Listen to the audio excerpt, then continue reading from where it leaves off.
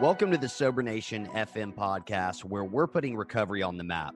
I'm your host, Jonathan Sylvester. This show is brought to you by Sobriety Engine. Do you want to take your recovery to the next level? Do you want more support, community, and fellowship? Sobriety Engine is an incredible free online community of men and women supporting each other in their recovery. You can get a ton of great tips, resources, and guidance to help you succeed in recovery and in life. Visit sobrietyengine.com to join today. Sober Nation FM is also brought to you by Recover Health. If you're ready to get fit and start living a healthier lifestyle, all while supporting your sobriety, then you can learn more about having me as your own personal fitness and nutrition coach at rcvrhealth.com. And whether you're listening to the show on Spotify, Apple Podcasts, or watching on YouTube, please share this with your friends. Follow, subscribe, and leave a review. Nation, let's hop right into today's episode. Today, I'll be speaking with entrepreneur, author, and host of the Coming Clean podcast, Peter Estevez. Thanks for coming on the show, Peter. Thank you, Jonathan. Happy to see you. Yeah, happy to see you. And just like we were talking about, I had the pleasure of coming on the Coming Clean podcast a while back. And during that, I got to learn a little bit about your life and your experience with recovery. But I'd like to dive in a little bit deeper here today, if that's all right with you. Absolutely. Absolutely. That's what we're here for. Happy to do it. Awesome. Awesome. So where did your relationship with addiction actually start, would you say? Honestly, I think it started at a very, very young age. I started drinking probably I was about 12 years old. And I don't remember how I was introduced to alcohol. Although alcohol was very commonly seen in the house. I grew up in a very dysfunctional household. My father was a blue collar worker. Mom was a homemaker. I am one of 13 children. I'm a middle child. So there was a lot of dysfunction. There was a lot of poverty. There was a lot of despair in the home.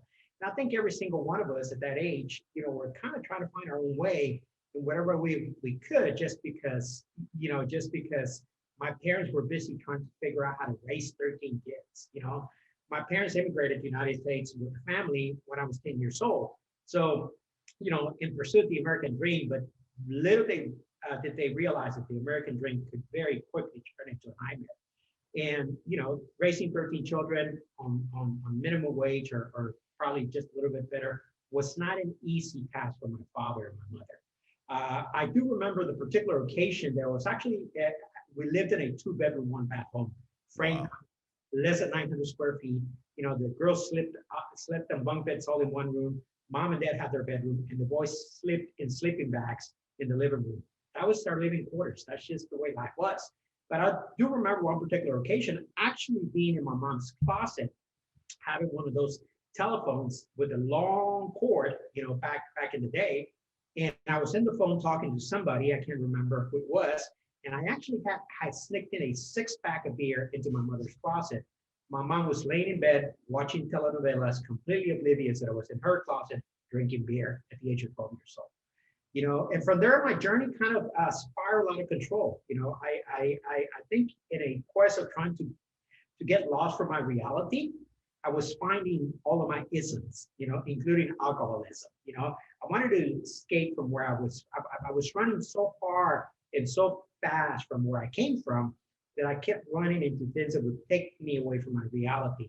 And it turned into, women, into lying, cheating, deceiving, controlling, manipulating, drinking alcohol. But then, at the same time, growing up in that type of environment, you become very resourceful out of necessity. I always say that entrepreneur was discovered in poverty, okay? Because you have to be a jack of all trades. You have to be creative to be able to survive. Sure. And to be able to just kind of have a little bit of a better life. So that carried me into high school, some college at the time, and then I went into the real estate business. And at the age of 24, I became extremely successful. By the age of 25, I had become a multimillionaire. But just as easy as I accomplished success, I always found a way of sabotaging it, and primarily through alcohol. I started not feel. I felt out of place. I felt I was not enough. I felt like sooner or later somebody was going to find me out that I was not as successful, as intelligent, as smart as people thought I was, and that my house, of course, was going to collapse. And when you live like that, that's not sustainable. At some point, the house is going to collapse. Sure. Yeah, absolutely. So now you're describing this starting at 12. You know, and I'm just kind of thinking about this. I mean, you described how small this house was, and I mean, it's just kind of a crazy thing that our parents don't notice this stuff going on sometimes. But you start, drinking a little bit around 12, and it progresses from there. You become very successful in your 20s. And what is the alcohol or the drug abuse looking like around that time period? Well, Jonathan, the more money I made, the more I drank. The further I wanted to get, I wanted to get away from myself, and the closer I kept running into myself at the same time. Because what happens is, anytime that you are dealing with unresolved issues, they're going to chase you until you settle down, until you stop, okay, pause, and address them. It's just that simple. Mm-hmm. And my way of escaping was through drinking more alcohol, chasing more women, buying another Mercedes or a Porsche or whatever toy was at the time, buying a brand new suit or a new tie, a new pair of shoes, whatever it was that would make me feel better. I was persistently seeking immediate gratification, because there was an empty hole at the center of my soul. And there was nothing that was going to fit that hole unless I stopped and paused. So I can tell you that spiraled completely out of control into multiple marriages, multiple partnerships, multiple successes and failed businesses, multiple partnerships that were destroyed as a result of my behavior. I was literally the classic tornado that tore through everything in front of me. Wow. Wow. And so where does this have to get? I mean, you're talking about, you just said it, multiple marriages, all these things going on. This is always an interesting dynamic to me. And as I'm listening to your story, when someone is so successful on the material side, and like you did, like you built up this amazing business and made all this money, and then everything else is just, as you're describing, is kind of falling apart. So where does this have to get for you to say, okay, maybe this is something I need to do something about? Maybe there's a real problem here. I think, we'll have to have our own journey, right? And we all have to have our own journey. But actually, our crossroads is very similar for a lot of us. There has to come a point where we meet at a crossroads and we have to make a decision how we're going to continue that journey, right? And for me, I think, although I was sabotaging a lot of things, every time I sabotaged something else, that was just my journey. Every time I sabotaged the relationship, the partnership, the business, the success, I kept learning a little something about myself, and I kept digging deeper. I just had not gotten to the end of the tunnel. I still had to travel that journey. And, I eventually was able to marry the love of my life, who is my son's mother, and we are not divorced. And she began to open up my eyes in a different way than nothing else had before, right? I had the big 14,000 square feet home. I thought, quote unquote, accepted in society. I was rubbing shoulders with celebrities and prominent people in my city. I was doing all, and the appearance, everything looked good. And at that point, it started to kick in where I knew I wanted to stop. I just did not know how. I knew that there was something wrong with me. I knew that I had a problem. Okay, I didn't know. I did not know how to fix it. And really, the turning point for me was at a Halloween party. My son, who is now in college, and you and I talked about that a minute ago, I was 6 months old. It was a Halloween party. It was, I lived in a country club community. One of the neighbors had a party. I went over to their homes. My go-to with alcohol, my escapism turned into promiscuity. I often say that, that when I drank, I had the confidence of John Wayne, the looks of George Clooney, the swagger of Clint Eastwood, and the vast moves of John Travolta. Okay. The reality is that I was just a filthy drunk. Okay. And I thought I was cool and suave. And I was appropriate to the host of the party, to his wife. We were flirting with one another. The husband found out. He picked me up from the back of my neck and threw me out of his house. I don't remember that happened. It was a classic blackout. Now, this is a completely different story. Now, this is beginning, the cracks are beginning to show because now I'm in a prominent community. I'm a prominent businessman. I'm respected in my community. I'm a member of several circles, and boards like that. So this is now an actual problem. Before I was just the boy in the hood that was making it, right? Now I'm beginning to become, I'm the father, I'm the husband, I'm a prominent businessman. I'm doing things differently. And now I am invading and disrespecting my neighbor's wife. Okay. I didn't remember what had happened, but next morning or next late morning, one of my neighbors, Kathy Nicholson, calls me and she asked me how I'm doing. I said, I'm doing fine. And she says, where's Sharon? I said, Sharon went to a party. She says, have y'all talked about what happened last night? I said, what happened last night? She said, you don't remember, do you? I said, no. So she recanted the story for me. And I mean, I just went into this, to a different kind of hangover, what I call the moral hangover. Okay. I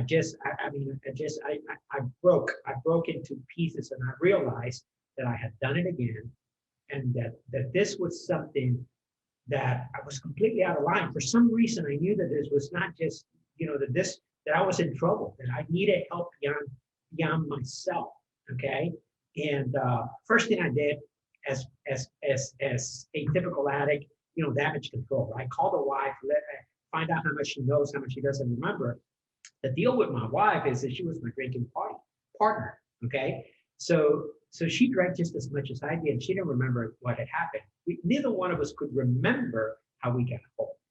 So I did the damage control and I told her what had happened, what Kathy had told me. And the first words out of my wife's mouth were, you're out of control. You need to do something or we're getting a divorce. And for some reason that frightened me very much, Jonathan. I think because I for the first time, I had felt a little bit of a shift in me and I realized that I had a son now, and a wife, and I was in love with this woman and she had accepted me with all of my demons, the demons that she knew about me anyway. Okay.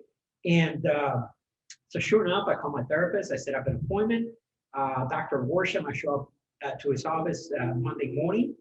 I recount the incident with him. And the first thing out of his words mouth is, Peter, I don't know how to tell you this because we have never brushed this subject, but you have one of the most accrued cases of alcoholism I ever seen. And unfortunately, there is no medical treatment for alcoholism. Okay. The only known remedy, temporary remedy, is abstaining from it. And also through a support group by Alcoholics Anonymous. I suggest that if you really want to make the changes that you're talking about, then you enlist yourself in some of those meetings. And he was kind enough to look up meetings right in front of me. And right after the session with my therapist, I went straight to my very first meeting, November 1st of the year 2000. Wow. And from that day forward, I've been sober. I've never had a relapse in there. I've been a dry drunk a few times, but I have never had a relapse since then. Wow. That's pretty incredible. So early on there, one thing I do like to hear from the guests on the show, and I'd really like to hear from you, in those early days, what do you feel like the biggest thing that you struggled with was? You mean in sobriety recovery? Yeah, in sobriety. Yeah, you're starting to get sober. Like, what is kind of the struggle for you? For some people, it's kind of getting out of their shell and different things like that. Obviously, it wasn't the financial side of things for you. So, what was the struggle for you? Do you feel like? My biggest struggle at the time, Jonathan, was the fact that I thought I was a better businessman drinking. I thought, I had created this illusion about how much better I was drinking at everything. And it was merely an illusion. The reality is that I was doing business with a whole bunch of drunks. Okay. They probably were just as unstable as I was. We just kidded each other out because we're drunk at the the whole time. So how do we know who really is more stable or unstable than the other, right? Right. Because we really do become the total sum of the 5 people we hang around with. So I can tell you that no one had brought to my attention my drinking because I was hanging around with a whole bunch of drugs. Okay, so and I can see that clearly. So that was probably the biggest myth, the biggest challenge. And then the second biggest challenge, okay, was right at home. My wife was my drinking partner, and although she did not like the way I behaved when I drank, okay, she liked getting drunk with me because she was able to hide her problem of also being an alcoholic. Okay, so neither one of us knew that we're alcoholics. We just thought we're having fun and enjoying life. Right. But now faced with the fact that I get sober, I can tell you, Valentine's 2001, okay, February 14, I go to the office, normal day. I come back home. My wife has been cooking all day, preparing a nice dinner for us. We're home alone. The baby is less than a year old. There's a nanny at the house, and we're gonna have some romantic time moments.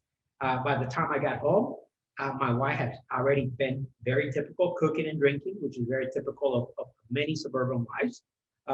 So she had been cooking and drinking, and she was already, a little toasty by the time I get home. She prepares a wonderful, incredible sit-down dinner for romantic dinner for the 2 of us. And we start joking around, playing around, and she pours a glass of wine for herself and a glass of wine for me. And I slide the glass of wine over, and I pass it over, just slide it over to her. And she said, "You're not going to drink it?" I said, "No." She said, "Can't you just drink one?" I said, "No, I can't."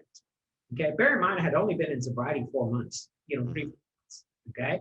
But the one thing that I kept remembering that my sponsor, and I got a sponsor the very first day I went to a meeting, okay, told me was wife or no wife, okay, job or no job, which is in the book, you don't drink. And I kept remembering it, okay, as my wife keeps pressuring me. So at some point, she gets a little bit belligerent. She pulls out the tablecloth, makes a mess out of everything. She says, "You're no fun. You used to be more fun when you drank." I left the house, got in the car, and I went to a meeting. Okay. And then throughout the years, my sobriety, I went from trying to not go to meetings, so I would not be as obvious to my wife, to kind of keep the peace at home. And our marriage just kept deteriorating. Her drinking kept getting worse, and we kept getting further and further apart. So that was the biggest challenge in my early sobriety.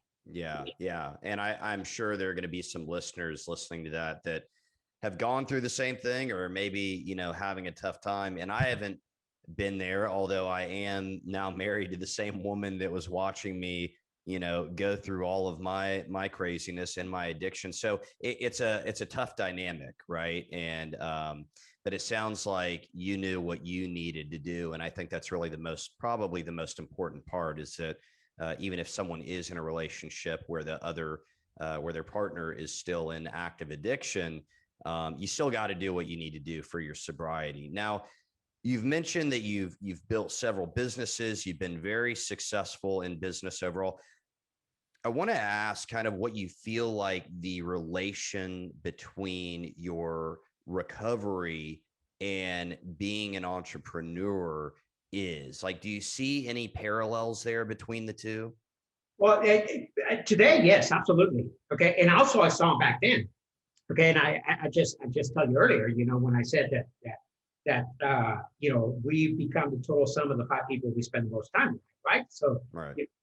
When I did business as an alcoholic or as a drunk, I was doing business with a whole bunch of drunks, right? And one of the reasons that, although I had an incredible ability and an incredible gift, and I credit all of that to, number one, my father, that had probably taught us the biggest lessons of entrepreneurship by being able to manage to raise 13 kids with a 3rd grade education. Wow. and very little skills other than being a blue collar worker, and chance to raise 13 children and raise them to be decent members of society, right? Right. I had an incredible ability to be able to create businesses and create great startups, but I also had an incredible ability to sabotage them. Okay.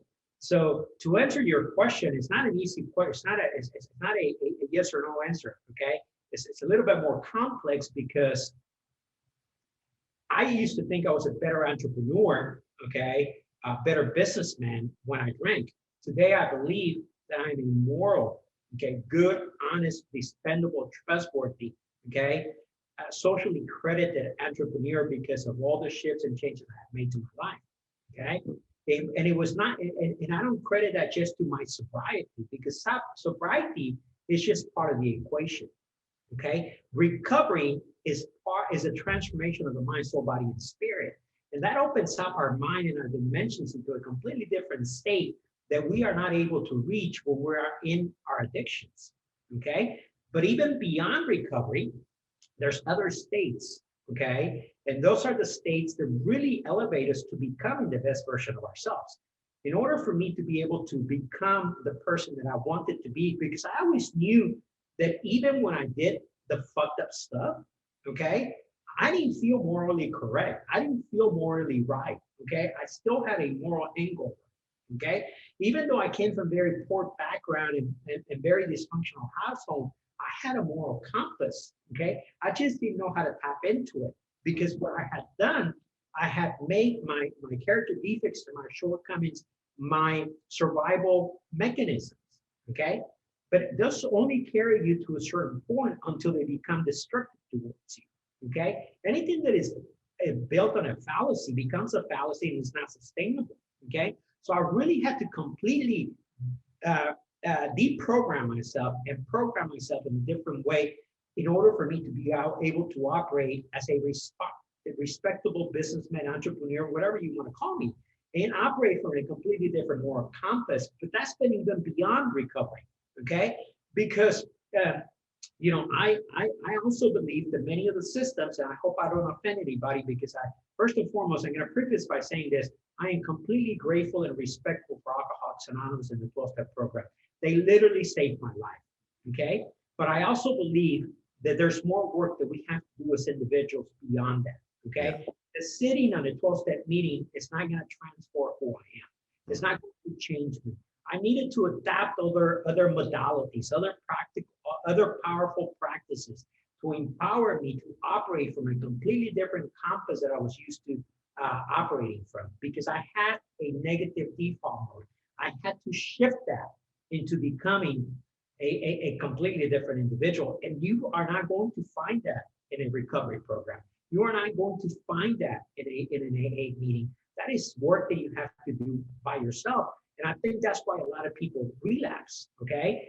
A lot of us relapse because we go to a program, we go sober, and we get sober, and we keep going to meetings, but then we don't know what to do with ourselves. And we keep seeing people that have been in the program, 30, 40 years, and they're not exactly the poster boys for joyous and free. They're not exactly the poster boys for being happy, okay? And I knew that I didn't want to be the grumpy, grouchy old man or woman sitting in a room miserable because I can't drink, okay? I had to shift my mindset to believe that I don't even think about the drink. I don't think about alcohol. It is not part of the equation, okay? Because I have replaced that with a completely different mindset that allows me to get on a natural highs based on my endorphins, okay? And I can only adapt that through my daily practices. That is not something that my sponsor is going to teach me. I don't care how long he's been in sobriety. Yeah. No. Yeah, that makes a lot of sense. And look, I think, when I came on the Come and Clean podcast, we had a discussion about this, I recall, and it's kind of the life beyond recovery, or for you and I both in a 12-step program, there are other things that we need to be doing. And look, that may look different for everyone, but I think, one topic that is, or thought that has come up on the show, especially more recently, is just the value and importance of trying different things, right? because I don't know about you, but for me, I didn't know who the hell I was. I certainly wasn't established yet or anything like that. So I had to try a lot of different stuff to try to figure out like, who the hell is this guy, and what does he like to do? And how am I going to become this man that I feel like I should be? And so I get exactly what you're saying. And I want to switch gears here into the podcast. Man, you've had some incredible. I think you like just completely revamped the show recently, and it looks awesome. It sounds awesome. You've had a ton of really awesome guests. One of those, who I think you mentioned you're doing some work with. One of my favorites, Dr. John Demartini, and for the listeners, if you guys have not listened to Dr. Demartini, I mean, you can hear him just about everywhere. He's an incredible speaker. Speaks to, it's not recovery specific by any means, but I think speaks to a lot of this mindset stuff that we're talking about, right? And that's putting it very simply. I mean, this guy gets really deep into it, and he has a lot of awesome stuff. But tell our listeners a little bit about the podcast. Like, what is about? What are you trying to bring to the listener, to the audience? Absolutely. And thank you for the opportunity, Jonathan. I started the podcast as a platform for recovery, mental health, and addiction. A way to take the meeting outside the meeting rooms, right? To be able to create a platform for those of us that may know that we have an issue but don't know how to deal with it and are not comfortable talking about it to somebody else. But perhaps through the podcast, it would be able to get engaged. And I can tell you that we were very well received, and the podcast exploded, and we built a very respectable community. Okay, but I'm a great believer that I am more or recovery or mental health or entrepreneurship or a father or neighbor. Okay, I truly believe that when we reach a pinnacle of our being, we become wholly complete. Okay, and I feel that I have reached a state where I'm wholly complete, but I'm still work in progress. Okay, so when I reached that point, I didn't want to just be a message about recovery or addiction in a world that is multifaceted, in a world that is literally being plagued with a lot of changes and transformation and evolution and destruction and disruption of many systems that have been around for many, many years. Okay. So people need to be able to know how to change and transform and evolve and grow and adapt to the new world that we're living in, and that is constantly changing. Okay. So I changed the format of the podcast to bring together thought leaders from across the world to be able to converse, have a one-on-one conversation with an unknown like myself at the time, somebody that it was just a drunk looking to get sober, okay, in recovery, looking to change and transform. And I think my journey, your journey is not unique. Okay, our stories are not unique. They're the stories of many people. Yeah. Okay, and I think a lot of times we put people, or the old structures have put a lot of people in an ivory tower, and they made them unreachable. Okay, unapproachable. Okay, and I wanted to be able to bring people like John Demartini, who happens to be my neighbor, by the way. John Demartini, John Ansara, Robin Sharma, Dean Graziosi, David Meltzer, Stephen Kotler, and I can go on and on and on. And the list goes on of the upcoming guests. Lisa Nichols is coming in the podcast. Dan Flashman is coming in the podcast, and many other incredible thought leaders from across the world. Okay. But I wanted to do it not because I was looking for ratings, I was looking for numbers. Of course, that helps, and we want it, right? I'm not denying that, okay? But I think it was important to be able to bring to the world, to the public at large, to our listeners, to be able to bring this conversation from a very simplistic, common layman's vocabulary where people can understand some of these modalities that have transformed millions of people across the world. And that was my objective, okay? And I think we have done an incredible job doing it, and we hope to continue to do so as long as the people are willing to listen. And it has really transformed not only the podcast, but me in the process, for me to be able to have an opportunity to sit across individuals like John DeMartini or John Asaraf, you know, to sit in Tim Story's house and talk about his childhood and how he grew up, to be able to sit down with Natasha Grana who is a number one speaking transformational speaker woman, who is also, you know, a person that works a lot on the secrets of manifestation and a lot of the things that have been only available for the unique, for the elite. Okay, and I'm able to democratize it. Okay, I'm able to bring it down to the general public through the podcast. I think it's an incredible opportunity, you know, and that's what I'm seeking to do. That's awesome. Yeah. And one thing that one thing I like you mentioned, just as a side note, is because I feel the same way. Like, I've learned so much from interviewing different people, you know, and I think if we're really listening while we're doing an interview like this, it's kind of hard not to be learning a few different things. And yeah, I mean, that's awesome, man. And I love that you've changed the format of the podcast. And I'll say, you know, we were talking about looking into things beyond a 12-step program, or kind of beyond whatever the recovery program is that we're in. And, you know, someone like John DeMartini, Lisa Nichols, I mean, these are just little examples. And some of the things that these people are talking about is kind of what I would consider that part of that, these new ideas that, you know, maybe like in a 12-step meeting, someone might kind of brush the surface a little bit of something. And then you listen to some of these people and it's like, wow, okay, this would not be talked about in a 12-step. And again, not bashing 12-step because it saved my life, not bashing any other recovery program, but I think what you're getting at, there's so much out there, right? There's so much out there. Absolutely, Jonathan. As addicts, as alcoholics, whatever you want to label yourself, right? I think our main issue is we're looking, and we're trying to find something beyond ourselves in order to understand ourselves and understand the world that we live in. Okay, and when we're able to see practicalities like the teachings of John DeMartini and Lisa Nichols, that they're practical, but they make common sense, but they also make a major impact in your life and change your life forever. Okay, I mean, practices that, you know, like the 5 a.m. club from Robert Sharma. You know, a lot of those rituals, a lot of those powerful practices have been packaged differently. Okay, but it goes down to the same basic thing: prayer, meditation, journaling, exercising, eating well, sleeping well, right? So, but they have been packaged in such a different way that they have made seem that they're unreachable and they're only for the 1%.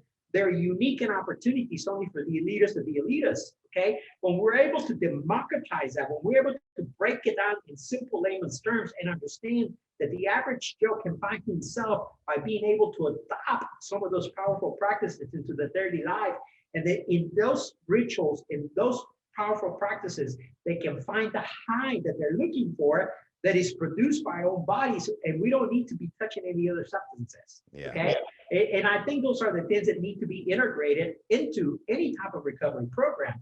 And we have seen mocktails, and we have seen, you know, non-alcoholic drinks, and a lot of the abstaining, a lot, which is driven and primarily driven by Gen Zers and by millennials. Okay, but because they have been able to tap to a different state of their mind that my generation, and maybe even your generation, were not able to tap. And the power of information, the access to information and social media has allowed us to begin, and not only allow us, force us to look at the world differently, okay? To question things. And I think that's what's beginning to happen. I think a lot of the addiction problems, where part of the problem was the fact that we kept it behind closed doors, and we kept it in the closet, that we kept it anonymous, okay? When you bring something to the light, it blossoms. Yeah, I love that. That's a really great point. And I think you also just touched on kind of to be fair, you know, the other side of the coin here, in what a 12-step or recovery program does have to offer. You know, we were talking about, okay, well, what's outside of that that can be beneficial to, you know, to an addict like myself? There are things, you know, I've had a lot of business coaches. Like I said, I look into a lot of different things. I've done a lot of, you know, exploring and seeking, as you said. And there are a lot of things that they talk about that, you know, I've been very blessed that I found that stuff within recovery. And so, you know, I think there are kind of some of the beginnings of a lot of that stuff within something like a 12-step program. And you can go a little bit deeper, you know, into some of those areas, but like the journaling and prayer and meditation, that was all stuff that I picked up from, you know, being in a 12-step program. But then you listen to, you know, these people that go around the world and get paid millions of dollars to speak, or business coaches or mentors or whatever. And people are paying them a lot of money to learn some of the things that I did learn in a 12-step program too. So it does go both ways, but I think you make a really great point. Now, I'd like to switch gears if that's okay. And I want to ask you a little bit about your book. So it's titled From Lies to Riches, 13 Steps to a Healthy Life. Can you tell me a little bit about that? Sure, absolutely. My book is my memoir. It's basically the story of my life, okay, broken down in 13 different chapters. And in each chapter, what I have done, I have applied each step of recovery, okay? You know, admitting that I was an alcohol, you know, that I had a problem with alcohol, and that I had become powerless. So each step, and what I done with that each of the steps, I bring it back into what part of my life I was in, okay? And how did that step apply into my life? What was it that I did? What did I learn? Okay, you know, and I chronologically take my life into that problem, solution, based on the 12-step program. Okay, why 13 steps? Okay, because I truly believe, you know, there's kind of the 13th step in recovery is looked as a little bit of a tabooish, right? Yeah. You know, 13th step in a girl or a man in recovery, right? Yeah. But I brought in the 13th step, number one, because it's catchy, but at the same time, the 13th step is what happens after recovery, which what happened to me, one of the reasons that I became a dry drunk in recovery, okay, was because I reached the point where I just kept going to the meetings, and I kept hearing the same stories over and over and over and over and over, seeing people eating donuts and drinking a lot of coffees and smoking a lot of cigarettes, and not seeing any growth out of themselves. Now, what I didn't catch on is that it was my responsibility to take home develop my own personal growth, okay? So I kind of abandoned the program for a while, and I became a dry drunk. And then I came back into the program actively in 2008, okay? But what I did different was I reworked the steps, and then I looked, okay, at all the other modalities that I apply into my life in order for me to be really disconnected from who I was into who I wanted to become, okay? So the 13 steps talks about that process, you know, personal growth, personal development, if you may, which I'm a huge advocate of, hence the fact that why I have a lot of the speakers or a lot of the guests that I have on the podcast. But at the same time, you know, I realized that emotional development, okay, and personal development go hand in hand, okay? And one of the things that recovery did for me, helped me get in touch with my emotional development, okay? It took me back, it broke me down into childhood, into where the root of the problem was. I was able to pick up, see, the problem I had encountered when I kept sabotaging myself, when I kept looking for the isms, alcoholism, womanism, whatever you want to call it, was I kept bringing that broken 6-year-old immigrant kid that came home to a 2-bedroom, 1-bath home with broke parents, okay? I kept taking that wounded boy into the boardroom, into the marriage, into the partnership. When I was able to go back, pick up that kid, embrace him, and let him go and tell him he was now safe and adult, okay, at my current age, my emotional development caught up with my biological age, and I was able to act and behave in the manner that I should have been behaving, okay? I couldn't understand that, and I would have never been understand that, number one, if I hadn't gotten sober. Number two, if I hadn't entered recovery, more importantly, had I not seek to learn more about life and understanding personal development, personal growth, evolving and revolution and evolution, okay, beyond recovery. Yeah. Yeah. No, and I know that's something you're passionate about, and I get it because it's something that, and again, you and I discussed this. I've seen some of those same things, and it's not it's not a judgment thing, right? It's not like, oh, I'm judging these people like they're such bad people, they're not doing XYZ. It's, for me, it's I'm judging what I'm seeing, in that, hey, that's not really what I want. Sure, sure. That's not what I want. I want something more than that. And so I think it is important that you do talk about this life beyond recovery, because I think there are a lot of people out there, and you said seeking, that's such a good point. I think that's dead on, that are maybe had been sober for a long time, and it's like they still feel like, what's missing, right? What's missing? And Jonathan, to your point, and to clarify, and I say this with a lot of love and respect, when I made a description of what I saw in my witness in the mirrors, it was only an observation. It was not a criticism of such. Sure. Yeah. Yeah. But I think that environment or that culture was developed. Okay, was developed with a system that became stagnant. Okay, whether it was an isolated incident, but we have seen that. Okay, yeah. I think as members of our community, okay, as members of recovery, as members of Alcoholics Anonymous, we have to be able to lead by example. We have to be able to go back into those meetings, okay, in a very gracious way, reintroduce some of these things that we're talking about, okay? But typically it's going to take a couple of generations to be able to transition and something like this to be adoptable. I think that the first step was forced into us when a lot of the meetings, because of COVID, went into Zoom meetings, okay? Yeah. A lot of the anonymous meetings became gathering points at Zoom, and we were holding Zoom meetings with people from all over the world. We had no idea that we're anonymous. Now you're seeing your neighbor, whatever, right? So I think that was a major step, because it was a disruption that was created to us or brought to us by the universe. It was not something that we wanted to do. So a lot of times we need to look at the world and see what is the lesson that is teaching us. Okay. Yeah. And I think for me, that was the biggest lesson I had in my life. COVID was my biggest teacher so far yet, because it made me look at the world completely different. It made me question my beliefs, my rituals, my habits, okay? The way I ran business, the way I father everything. It made me question everything, because for the first time, I was able to pause and listen without distraction. Yeah.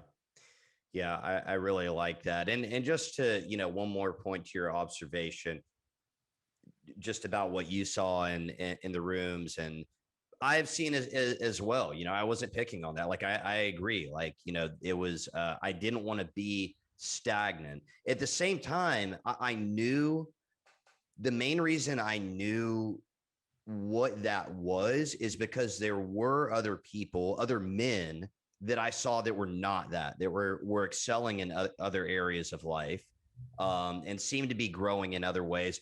And, surprise to surprise, like, come to find out they were doing some of these other things that we're kind of talking about beyond just, a 12-step program or something like that. And one of the things for me right off the bat is, like, I saw that the guys that had what I wanted, like, they had made fitness part of their recovery and physical health. And that made sense to me. So yeah, I think that's a really great point. And I'm sure that, well, I can say that, yeah, COVID has changed my thinking a lot, and I'm sure it has our listeners too. Now, before we wrap up here, I think you've shared a lot of really solid, valuable stuff here today. I'm wondering if there's maybe one piece of advice that you'd like to share with the Sober Nation, whether it's for someone that's, sober curious, so to speak, someone that's been struggling to stay sober, or maybe someone that's been sober for a while that can't really figure out, that next step in life, if you've had any advice that you'd like to share with them? Yeah, absolutely. And I'm going to talk from my personal experience, right? For a long time, I'm not only talking to the person with the problem, but I'm also talking to the family member. Because I was one of the most successful ones, or the most successful one in my family. I was the rainmaker. I was the one that employed all of my siblings into the company, and was really changing a generational cycle, right? No one ever talked to me about my issues, about my problems, how I behaved, how I reacted, how fucked up I got at family gatherings, and how I misbehaved. Nobody wanted to rock the boat, okay? And I think my behavior, a lot of times our behavior is a desperate call for help. We're asking for help, okay? Nobody likes to misbehave or behave inappropriately. Nobody likes to get out of control. That is not any nice behavior for us human beings, okay? So the first advice I would suggest is, if you see somebody that is behaving like that in a way that that is not normal, that they feel self-destructive, pull them out aside. Don't embarrass them. Don't mock them. Pull them aside. Ask them if there's something you can do. That would be the first thing that I recommend. For the person that may feel that they're struggling, okay, with alcohol, with drugs, with addiction, if that thought even is in your head, then you probably have a problem. It's a great likelihood to have a problem, okay? If you don't know what to do, just try slowing down. If you can't slow down, then ask for help. There's more resources available today than when I got sober, okay? Because we still lived in an era of anonymity, okay? Today, sobriety, sober curious, 1 year no beer, mocktails. There's a plethora of opportunities for anybody and support groups that want to even explore the possibility of not drinking, okay? So get that pressure off your mind.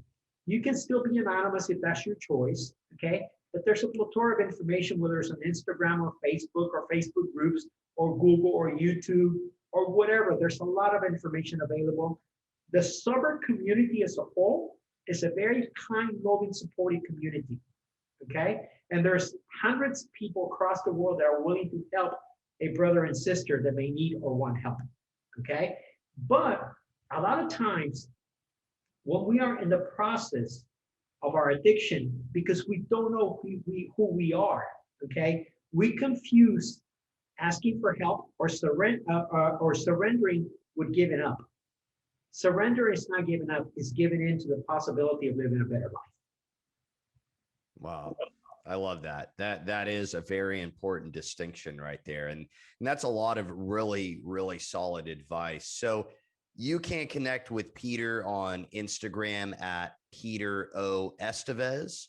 And you can learn more about his podcast, at comingcleanpodcast.com. Thanks again for coming on the show, Peter. Thank you, Jonathan. Enjoyed it. Be sure to check out the show notes for all the info from today's episode. Sober Nation FM is brought to you by Sobriety Engine. Sobriety Engine is a free online community of men and women supporting each other in their recovery. Visit sobrietyengine.com to join today. This show is also brought to you by Recover Health. If you're ready to get fit and start living a healthier lifestyle while supporting your sobriety, you can learn more about having me as your own personal fitness and nutrition coach at rcvrhealth.com. And again, whether you're listening to the show on Spotify, Apple Podcasts, or watching on YouTube, please share this with your friends, follow, subscribe, and leave us a review. Nation, thanks for tuning in, and I'll see you next time.